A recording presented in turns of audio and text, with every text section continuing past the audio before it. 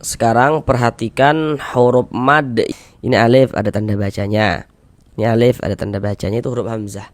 Jadi huruf Assalamualaikum warahmatullahi wabarakatuh.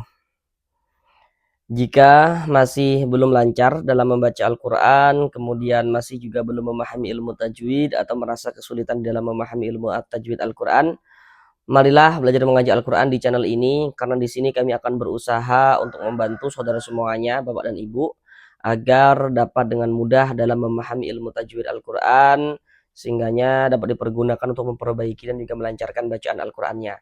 Jadi nantinya untuk ilmu tajwidnya akan kami jelaskan dengan pelan-pelan, kemudian ditambah media gambar juga di dalam penjelasannya.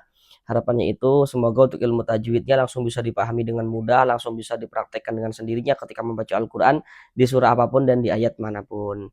Karena dengan kita belajar tajwid, kita memahaminya, kita bisa menerapkan dengan sendirinya ketika membaca Al-Quran, maka tentu akan memperbaiki bacaan Al-Quran kita. Semoga yang belum lancar bisa secepatnya lancar di dalam membaca Al-Qurannya. Baik, mari langsung kita mulai belajar mengaji Al-Qurannya.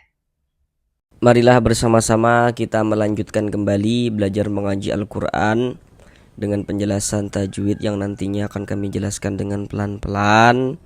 Harapannya itu semoga dapat langsung bisa dipahami, dapat langsung bisa diterapkan dengan sendirinya ketika membaca Al-Quran di surah apapun dan di ayat manapun, untuk memperbaiki dan juga melancarkan bacaan Al-Qurannya.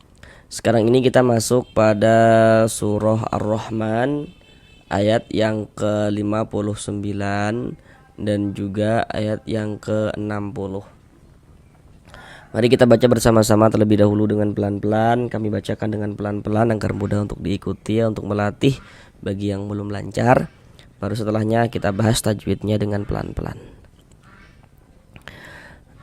A'udzu billahi minasy syaithanir rajim. Bismillahirrahmanirrahim.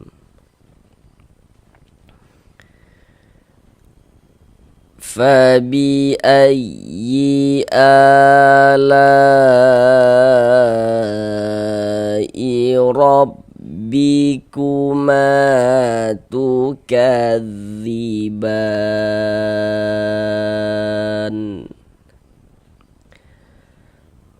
Hal jazaa'ul ihsani illal ihsan.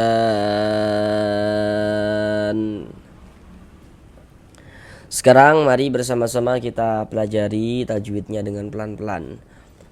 Untuk pembahasan ilmu tajwid Al-Quran pada surah Ar-Rahman ayat yang ke-59 ini, dengan pembahasan tajwid yang kami jelaskan dengan pelan-pelan ditambah media gambar dalam penjelasannya, Bapak Ibu dapat melihat pembahasan pada surah Ar-Rahman ayat yang ke-13. Karena seperti yang kita ketahui bahwasanya pada surah Ar-Rahman itu ada beberapa ayat ya yang sama kayak gitu, yang diulang-ulang. Jadi Bapak Ibu dapat melihat pembahasannya itu pada surah Ar-Rahman ayat yang ke-13. Jadi masuk di bagian playlist video, cari playlist surah Ar-Rahman, kemudian cari pada surah Ar-Rahman ayat yang ke-13. Nah, sekarang kita langsung masuk ke pembahasan tajwid pada surah Ar-Rahman ayat yang ke-60 ini. Pertama di sini hal jaza. Za dibaca panjang. Ini namanya adalah mad wajib muttasil. Namun pada awalnya itu namanya mad tabi'i.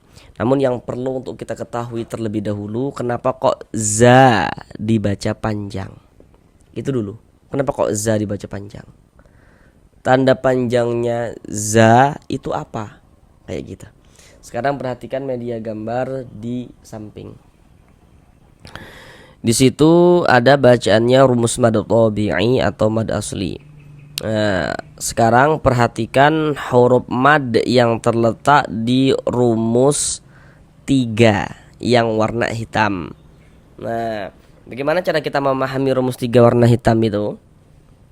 Di rumus 3 warna hitam kan di situ ada alif. Sebelum alif di situ ada harokat fathah, ada tanda baca fathah. Di bawah harokat fathah di situ ada titik-titik. Titik-titik di sana itu maksudnya nanti disitulah letaknya huruf yang dibaca panjang yang memiliki harokat fathah itu tadi. Jadi dapat kita simpulkan cara kita memahami rumus 3 yang warna hitam itu, yakni kalau baca Al-Quran bertemu alif, sebelum alif ada huruf yang memiliki harokat fathah, maka huruf yang memiliki harokat fathahnya itu kita baca panjang. Nah begitu. Nah jadi nanti huruf-huruf mad yang warna-warna hitam itu dalam Al-Quran pada mad tabi'i nanti bisa ditulis dalam bentuk seperti rumus 1, rumus 2, rumus 3 yang warna-warna hitam itu. Huruf madnya itu dia tampak, kelihatan kayak gitu. Dapat kita lihat dari segi tulisan. Nanti juga pada mad tabi'i untuk menunjukkan tanda panjang bisa juga huruf-huruf mad itu dia dari segi tulisan dia tidak tampak, hanya dikira-kirakan. Diberilah tanda-tanda panjang seperti yang rumus 1, rumus 2, rumus 3 yang warna-warna hijau itu. Jadi pada mad tabi'i tanda-tanda panjang yang warna-warna hijau itu pada dasarnya adalah huruf-huruf mad yang warna-warna hitam itu. Tentu sesuai dengan rumusnya masing-masing kayak gitu. Misalnya nih, tanda panjang yang terletak di rumus 3 yang warna hijau kalau pada mad tabi'i itu pada dasarnya adalah huruf mad yang terletak di rumus 3 yang warna hitam kayak gitu. Nah, sedangkan tadi kan sudah dapat kita simpulkan ya cara memahami rumus 3 yang warna hitam itu, kalau ada alif, sebelum alif ada harokat fathah, maka huruf yang memiliki harokat fathah dibaca panjang. Contoh dalam bacaan, kita baca Al-Quran ini bertemu alif. Sebelum alif sebelah sininya ada ini nih, ada harokat fathah ini, ada tanda baca fathah ini. Karena di sini ada alif, sebelah sini ada harokat fathah, ada tanda baca fathah, maka huruf yang memiliki harokat fathah dibaca panjang. Sehingganya za dibaca panjang. Za dibaca panjang itu namanya mad tabi'i pada awalnya sesuai dengan huruf mad yang di rumus 3 warna hitam itu. Kemudian mad tabi'inya itu bertemulah dengan ini, dengan huruf hamzah ini, tapi dia di dalam satu kata atau dalam satu kalimat, maka dia berubah itu menjadi mad wajib muttasil. Panjangnya mad wajib muttasil itu wajib dibaca dengan panjang minimalnya 4 harokat. Jadi panjangnya itu 4 sampai dengan 5 harokat, tapi minimalnya itu dibaca dengan 4 harokat. Jadi paling pendeknya itu dibaca dengan 4 harokat, nggak boleh dibaca dengan 2 harokat, dia nggak boleh. Panjangnya itu 4 sampai dengan 5 harokat gitu. Hal jazaul ihsan. Di sini ada alif lam misalnya huruf hamzah. Bagi bapak ibu yang belum tahu ya, kalau ada huruf alif tapi ada tanda bacanya maka itu huruf hamzah. Ini alif ada tanda bacanya. Ini alif ada tanda bacanya, itu huruf hamzah. Jadi huruf hamzah itu bisa ditulis dalam bentuk seperti ini, bisa juga ditulis dalam bentuk alif yang memiliki tanda baca kayak gitu. Ini alif lam misalnya huruf hamzah. Kita lihat media gambarnya. Kalau ada huruf alif lam bertemu dengan salah satu daripada 14 huruf yang di samping itu, maka hukumnya adalah alif lam qamariyah. Huruf hamzah itu termasuk kan salah satu daripada 14 huruf qamariyah. Nah, termasuk ya. Maka ini alif lam bertemu dengan huruf hamzah. Huruf hamzah ini huruf qamariyah, maka ini hukumnya alif lam qamariyah. Alif lam qamariyah itu disebut juga dengan idhar qamariyah, karena cara membaca huruf lamnya itu dibaca idhar qamari. Jadi huruf lamnya itu dia dibaca jelas. Ada tanda bacanya, ada tanda sukunnya nih. Nah, ada kan bunyi kan nah, dibaca jelas kan huruf lamnya ada tanda sukunnya. Nah, hal jazaul ihsan. Nah, sa, kenapa kok sa dibaca panjang?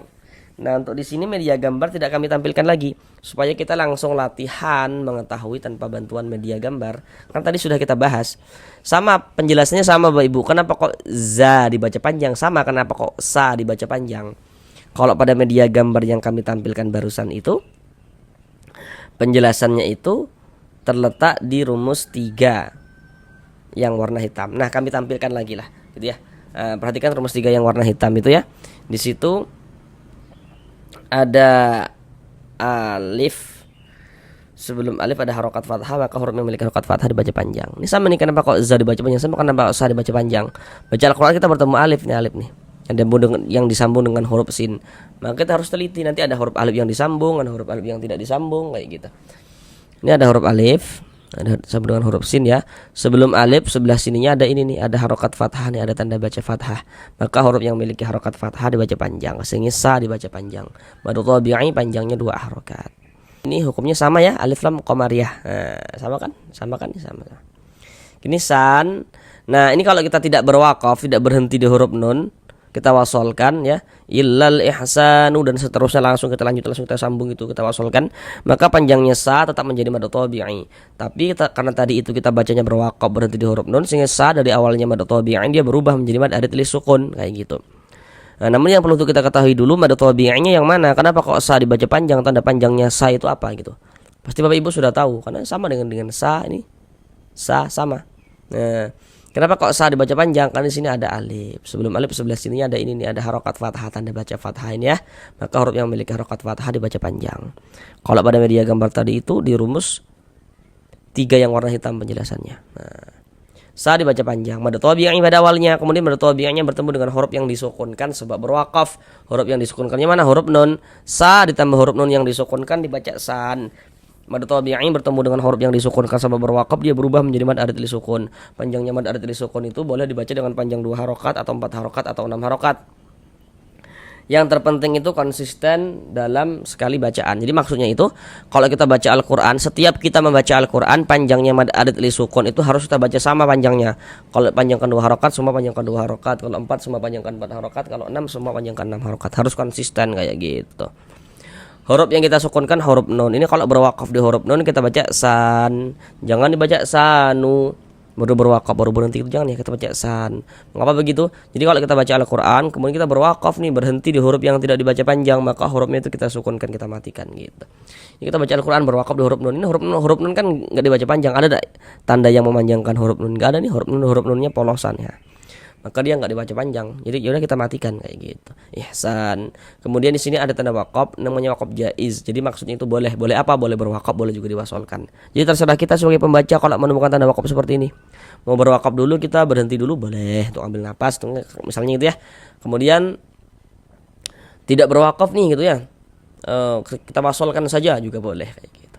Sekarang mari kita ulang bersama-sama sekali lagi dari awal. فَبِأَيِّ آلَاءِ